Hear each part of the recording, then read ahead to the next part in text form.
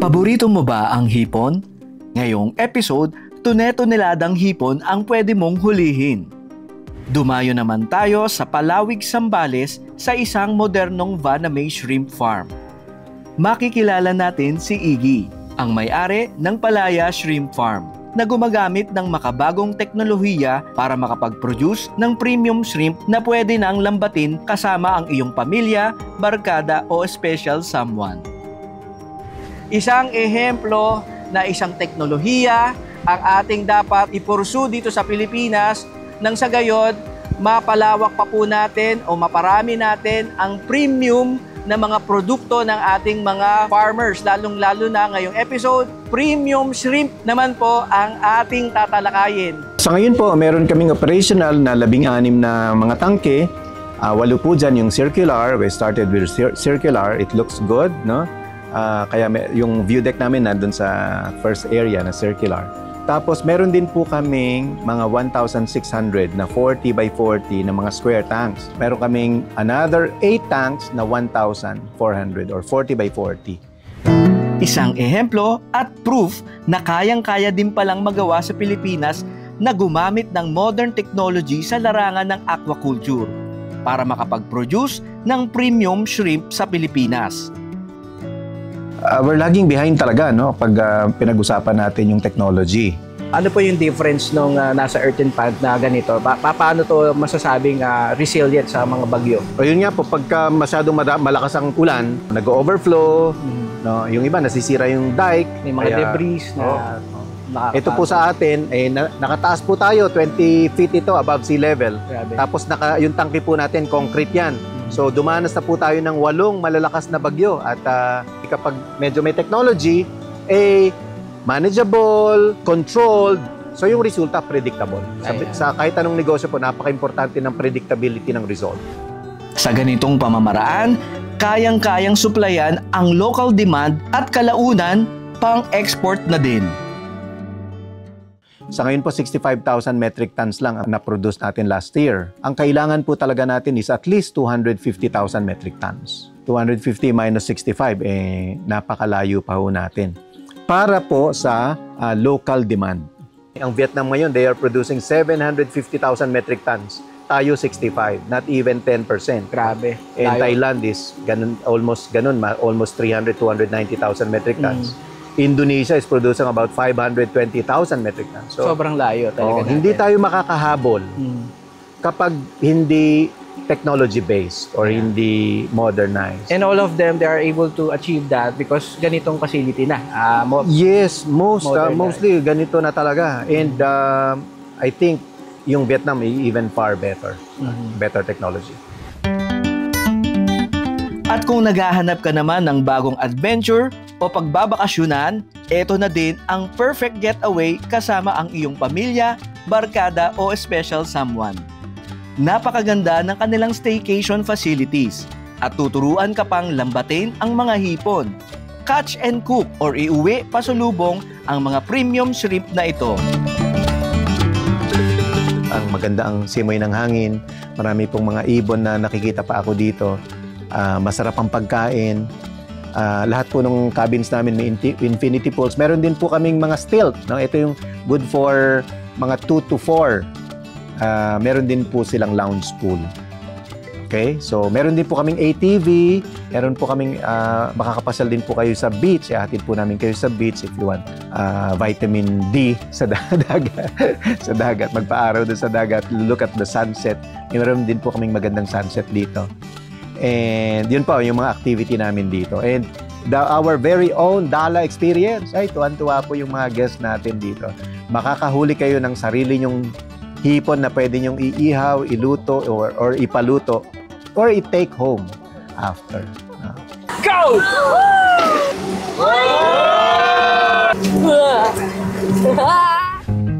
Madadagdagan ka din ng tibay at lakas ng loob kapag narinig mong dumaan din siya sa napakaraming pagsubok bago man makamit ang negosyong nakapagpaunlad sa kanyang buhay. First year college pa lang po ako sa pamantasan ng lungsod ng Maynila. Namatay na po yung tatay ko at naubusan na po kami ng kahit pamasahe po ay wala ako, no?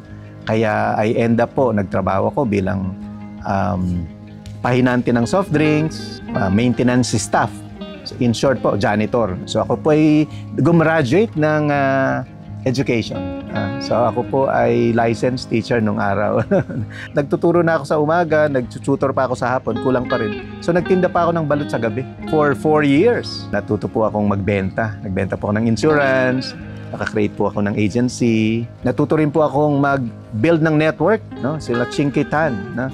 Ayan po ay mentor ko yan sa industry ng network marketing. And I love that industry. Yung pong legitimate na industry yan. Sinong mag-aakala na ang dating naging janitor, nagtinda ng balut sa gabi, nag-ahente ng insurance, naging teacher, at pinasok pa ang networking o multi-level marketing ay aabot din sa finish line. Ilang dekada ding lumaban pero hindi sumuko. We do the cleanest shrimp in the Philippines. We are using the best technology from Thailand, super intensive clean water technology. Ang pangarap po namin, nagsusumikap kaming mag-produce ng pinakamalinis na hipon sa Pilipinas. Sa panahon ho ngayon, para sa akin ministry na rin in producing premium food. Kumbaga advocacy ko na ho yan. Kasi wala nang masyadong premium na pagkain sa Pilipinas. Puro ini-import na lang natin. Hindi na tayo nagpo-produce. Ang passion ko po ngayon, I will produce muna premium shrimp. Hipon po muna. Napakaganda din ng kanyang mensahe para sa ating lahat. Na baguhin ang kaisipan. Kaisipang positibo at pagkatao. Sangkap na naging isa sa susi ng kanyang tagumpay sa buhay. Gusto ko pong maging mensahero ng pag-asa. May pag-asa po ating bansa. Again, we are the young nation, no? Bata po ang ating population ngayon, 25.5, no? Mas bata pa tayo kaysa sa Indonesia. At tumitingin po ako ng positibo sa hinaharap. We deserve premium food. Itaas na po natin ang ating standard sa pagkain. At yun din ang pwede nating i-offer sa ating mga bisita. Isa po sa gusto kong posisyonan din at ma-encourage ang mga Filipino, food tourism is a big industry in the future. Nakaposisyon tayo sa napakalinis ng ating mga tubig. No? Lamang na lamang tayo sa Southeast Asian countries na dikit-dikit sila. Tayo nandito sa at malinis talaga yung tubig natin from Pacific Ocean to West Philippine Sea. So ang ganda po talaga ng ating position. No? Medyo siguro baguhin lang yung ating pag-iisip. Hindi tayo mahirap, mayaman tayo. Palagi kong sinasabi yan na una akong yumaman bago ako nagkapera. Kasi yung kakulangan po ng pera ay hindi kahirapan, no? Dapat po maging mayaman ang ating pag-iisip, ang ating pagkatao. Yung pera po ay resulta lang yun. Ang gusto ko pong makreate na spark, yung maraming pumasok dun sa modernized, technology-based aquaculture or agriculture in general. Don't forget to like and subscribe. Welcome back po sa Agri sa Agri. Ngayong episode, napaka-inspiring po at syempre, mapapabilib kayo kasi napakagaling po ng ating pinuntahan ngayon.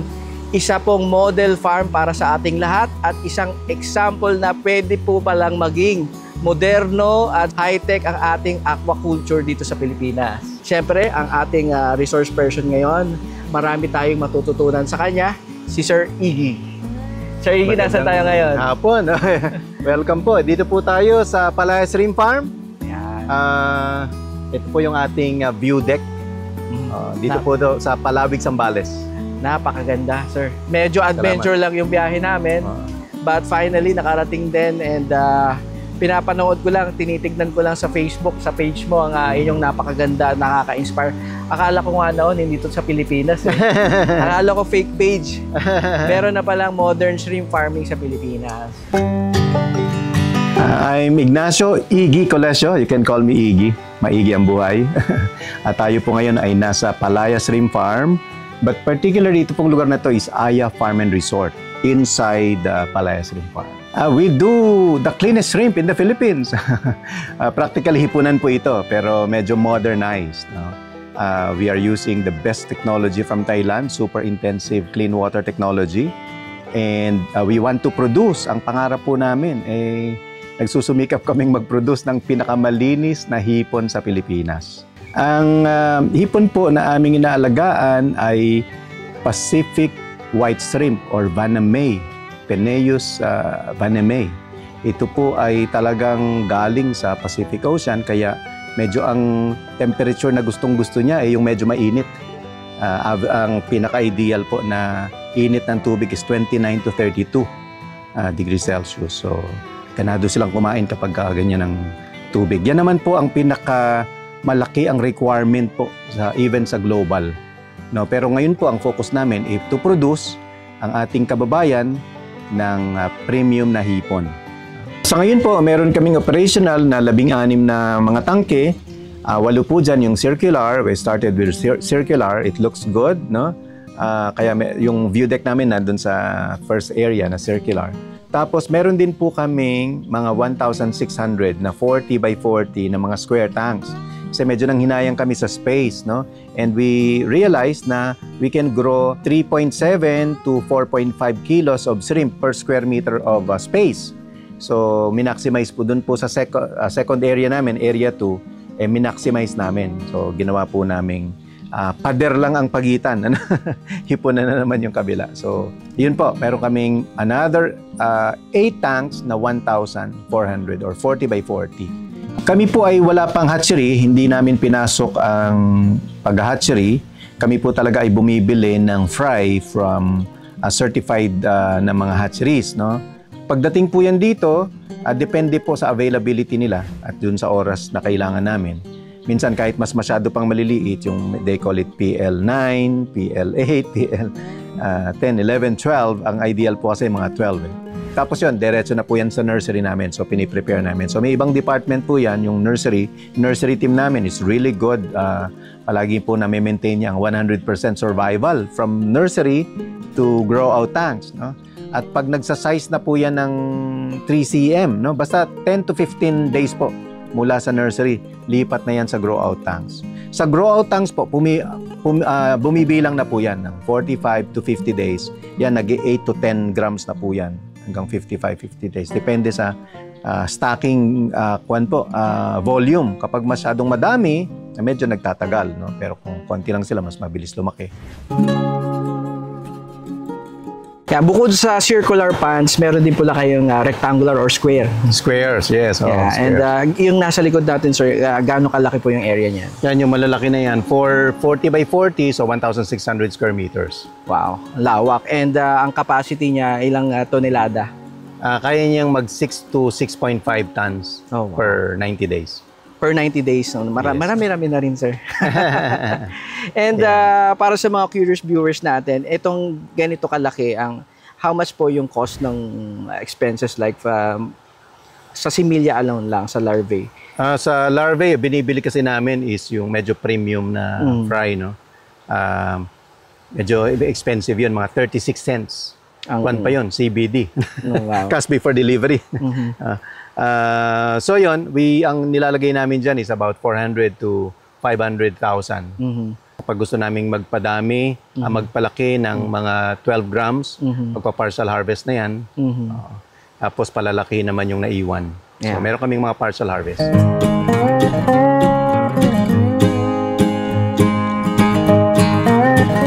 Ang Vanamay po ay medyo mataas ang salinity requirement. Although nakakapag-adjust naman sila kung unti-unti mong i-acclimatize sa mas mababang salinity. Pero kami po we adhere to the highest standard. Kami po talaga ay kumukuha ng tubig mula sa dagat. So West Philippine Sea kasi yun, hindi na sila mag-a-adjust doon. Yun talaga ang kanilang requirement. No? So malinis po, kaya po kami napadpad dito sa medyo malayo-layo na Palawig, Zambales kasi ang requirement po talaga sa technology namin is clean water. Ang amin pong paraan ng pagkuha ng tubig mula sa dagat, kasi nga po mataas po kami, ay malalaki pong pumps ang ginagamit po namin, mga 20 horsepower na pump, no, para maipon po muna yung seawater dyan sa aming tinatawag na reservoir. And then dyan po ay, of course, tinitreat natin, na-apply tayo ng chlorine, some probiotics, at magmamature pa ho yan, kailangan zero chlorine na bago gamitin dun sa ating mga grow-out tanks. So, tinitest po muna yung tubig bago magamit. So, nakahanda naman po ang grow-out tanks natin. At yung ating mga fry naman, naka-nursery ho yan. Naka-nursery muna siya ng 10 to 15 days. At ilalabas po yan sa nursery, ililipat to grow-out tanks kung anong available na pong grow-out tanks yung marami po kaming mga tanks, so we can actually harvest every other day or twice, minimum po mga twice a week. So, nabanggit nyo, sir, kanina sa interview, ito na yung mga pipings ninyo coming from West Philippine Sea. and then ano po yung next process pagpapaghigop dito? I-stack muna sa we call this reservoir. Kunin muna diyan, tapos dito i-chlorine. So yan, i-kinochlorine ito para pampalit naman dun sa ating mga Circular grow-out tank. So, I see. Circular or square, meron din dong squares. Sa ngayon, sir, ilan ang reservoir ninyo na water treatment? We have 6 reservoir. Big, malalaking reservoir yan. We started with only 2, tapos ito, dinevelop namin itong. So, 6 yan na malalaki. Pero mas malalim yan, mga 3 meters ang lalim. Kung ang aming mga tangke ay mga 1.5 meters, yung inaalagaan ng hipon nito, 3 meters. So kung ano yung size nito, i-double mo to, yun yung volume ng tubig. And ito mga reservoir, hindi nyo na ito nagagamit for grow out? Ay, hindi. Particularly for talagang for water treatment lang talaga? Kasi yung space mo, kaya kailangan mo malaki talagang facility. Kasi 40% ng lugar mo, pag nilaliman mo, kailangan yun, required na meron kang ipunan ng tubig, malinis na tubig na ready for exchange. Para continue yung cycle, circulation. Lalong-lalo na 20% everyday ang inyong pagpapalit. 10 to 20%. Yes. Depende again sa parameter ng tubig. Sometimes 3, minsan 4 days no, kapag maraming na i-apply na chlorine bago mag-zero yan, mga 3 to 4 days. Pero meron din po kaming mga bagong teknolohiya ngayon na after 8 hours, yung meron kaming ginagamit na liquid chlorine, na after 8 to 10 hours ay nagagamit na po yung tubig, nagsi-zero na. So, mas mabilis na po ang palit ng tubig. Importante po na ang hipon natin ay nakakuha ng malinis na tubig. So, meron po kaming paraan, yung tinatawag na flow-through. Nagdadagdag at nagbabawas po kami ng 10 to 20% of water every day. Depende po sa requirement kasi sine-check po natin ang parameters ng tubig every 3 times a day naman po ang paraang checking ng parameter ng tubig. Kung straight computation tayo, yung 10 to 20%, parang isang linggo napapalitan mo ng 100% yung tubig. Magbabawas ka ng 10%, then you will introduce another 10%. Again, pero yun po ay depende. Of course, yung mga resources po natin, kailangan din nating hindi sinasayang. So, titingnan po talaga ng mga technician yung checking ng parameter ng tubig. Kung kailangan ng palitan, at kung gaano kadami ang dapat ipalit. Yes, meron po tayong tinatawag na sludge pond at saka clarifying chambers, no, yung pagsalin-salin ng tubig. So meron po tayong sludge pond, tapos meron po tayong mangrove sa area dyan. So doon po sa sludge pond, meron pong 2 chambers doon na doon muna yung initial, doon sa initial chamber, doon muna ilalagay yung waste. Tapos magka-clarify po yan, yung solid particles ay bababa at yung mag-overflow po, yung mas malinaw na tubig. Tapos dadaan po yan sa another chamber, no?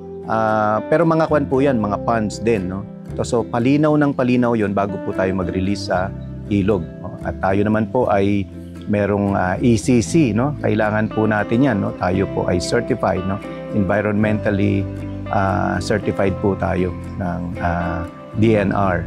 Kaya ito po ay masasabi nating sustainable farming. Kailangan po talaga natin yon. Tapos po, meron din po kaming mangroves that gumagamit naman ng mga waste, no? Fertilizer nila yon. And eventually, sa future po, talagang pati fertilizer additive. Kasi po itong waste ng hipon, mayaman sa potassium at calcium kasama yung kanilang mold, yung kanilang shell, no? Kasi nagmo-mold po yan eh. Every time nalalaki sila, nagpapalit sila ng shell, no? Exoskeleton po kasi yung mga yan. Kaya every time lalaki yan, magpapalit. So, yan po ay rich source ng calcium and potassium. Kaya maganda rin pong additive po yan sa mga fertilizers. Napaka-importante po ng waste management. Isa po yan sa mga tinutukan natin kasi nga yung pong sustainability. In fact, yan po ay isa sa bottom line ko, no? Yung triple bottom line. People, planet, prosperity or profit. Magkakasama yung tatlo na yun. Dapat ay makatao ang ating mga negosyo, makakalikasan, hindi sumisira ng kalikasan, at may kita. Okay. So kapwa, kalikasan, kita. Sa Tagalog, KKK yan. Yun ang bottom line po ng palaya. No? Pagka negosyo po na palaya ay dapat makatao, makakalikasan, may kita. Nakikita na ating mga viewers ngayon, ating tinutungtungan. Anong klase po ng material ito? This is HDPE, Mhm. 0.75. We don't use yung 0.5 na manipis. 0.75 to 1 yung mga, medyo makapal ito, medyo makapal. At imported po, ano? Imported. And ilang years po ang tinatagal ng ganitong material? According to our supplier, up to 25 years. Tagal-tagal na rin. Yes. And para sa mga viewers natin, sir, how much po yung cost ng ganito kalaki na kung bibili kayo ng ganito? Locally, parang may mga available no? Available na mga 120 per square meter.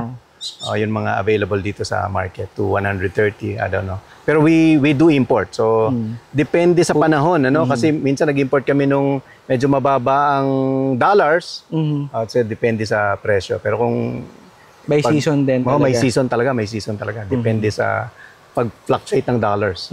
Yung viewers na natin mag-compute. So, sa price na sinabi niyo, 120, and then the measurement ng lawak. Kasama na yata doon. Sometimes may makakuha ka ng kasama na installation. Depende sa supplier, sa kung gaano sila magbigay ng after sales support nila. Tsaka depende sa laki yata. Meron pong dalawang paraan ng pag-aalaga ng hipon. Yung iba tinatawag nilang earthen ponds, no? Yan po yata, hindi ko alam kung gaano kalaki ang nag-earthen ponds pa dito sa atin.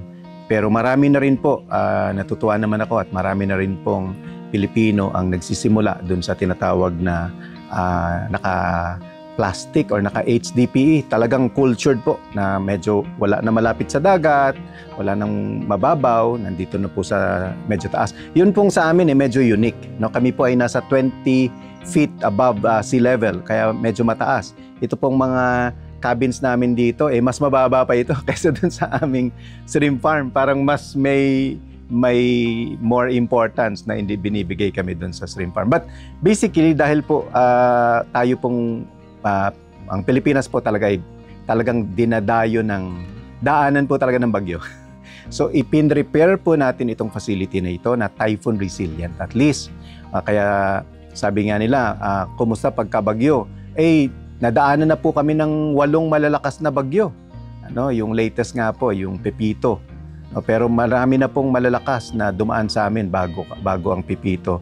Yung Typhoon Carding po, direct hit po ang Zambales noon. Ay hindi po kami nag-emergency harvest. Talagang we will harvest kung kailan kailangan ng kliyente namin. So sa ganitong sistema, ano po yung difference nung nasa earthen pond na ganito? Paano to masasabing resilient sa mga bagyo? O yun nga po, pagka masyadong malakas ang tubig, ang ulan, nag-overflow, no? Yung iba nasisira yung dike, may mga debris na ito po sa atin, nakataas po tayo, 20 feet ito above sea level. Grabe. Tapos yung tangke po natin, concrete yan. So dumanas na po tayo ng 8 malalakas na bagyo. At nung una po, actually, Jay, yung una, medyo yung feeling ko, excited na kinakabahan. Kasi pin-repair ko naman ito na typhoon resilient, pero hindi ko alam kung gaano ka-resilient. No? So, yung unang bagyo talagang sinubukan ka rin? Oo, sabi ko, gaano kaya ako ka-resilient? Yeah. Ay natuwa naman ako at kahit nasira yung ibang facility natin, yung like pinto na natanggal, kasi malakas talaga. Yung mga unang bagyo na na-experience natin, yung isa, Super Typhoon Carding. Yung Pepito, at saka yung isang Typhoon Christine, merong isang kuwan kami, yun, nakita mo yung yung puno na yun, bumagsak yun. Isang mango tree, no? Pero wala po kaming emergency harvest, wala pong mortality ang aming mga hipon. Ako po ay natutuwa at magagaling po yung mga technician namin na hindi talaga kami nagkakaroon ng mortality. Usually yan, magkakaroon ng mortality pag biglang nagbago ang pH ng tubig, temperature ng tubig, salinity ng tubig, meron po. Pero again po, meron po tayong mga intervention na nagagawa. Kaya nga palagi ko sinasabi, kapag medyo may technology, manageable, controlled, so yung resulta predictable. Sa kahit anong negosyo po, napaka-importante ng predictability ng result. Tama. Sa ngayon po, medyo we're lagging behind talaga, no? Pag pinag-usapan natin yung technology. nangihiram lang tayo ng technology sa Vietnam. And yung sa akin po, particularly sa Thailand. Pero meron po akong alam na mas magagandang technology sa Vietnam. And tumaas na po ang production nila. Miski ang Indonesia. So, generally, medyo iwan pa ho talaga ang Pilipinas. Wala pa ho akong masyadong nakikita on a larger scale na technology na malaki, comparable, no, ng mass production po. Marami po kasi medyo fragmented po talaga ang ating agriculture, no? Medyo nahati sa maliliit, no? Kaya hirap din po talaga yung malalaking players na like yung mga processing plants. Hindi sila masyadong makagawa ng malalaking processing plants kasi walang masyadong ipoprocess, no? Napaka chicken and egg po talaga yan eh, no? Kaya po ako po ang gusto ko pong somehow ma-create na spark yung maraming pumasok dun sa modernized technology-based aquaculture or agriculture in general.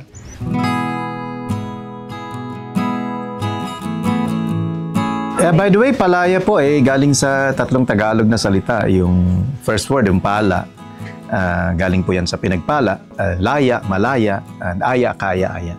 So when we say live palaya, we're actually saying live a life that is blessed, free, and beautiful. Mabuhay kayo ng buhay na pinagpala, malaya, at kaya, aya. Pero interestingly, sa gitna po ng palaya ay the word alay. Merong mas malalim na explanation dyan, but I don't want to dwell into it, but very short one lang po.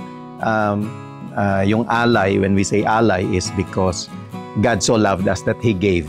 Yun po yung ibig sabihin nun. That He gave His only begotten Son. So siyang nag-alay. So we might ask, do we have the right to a life that is blessed, free, and beautiful? Certainly. Certain po yun kasi there was an ally already. So yun po. We wish, we declare a life that is blessed, free, and beautiful for the Filipinos. I believe we deserve a good life because God wants us to have a good life. No? Kagaya nga ng kwento ng maraming Pilipino, nanggaling sa talagang halos walang-wala. No? Ako po ay galing sa malaking pamilya, 12 daw kami. Hindi ko na inabot po yung iba kasi ako'y pang-10 yung iba po, ang na-survive po is siyam nung may ulirat na ako.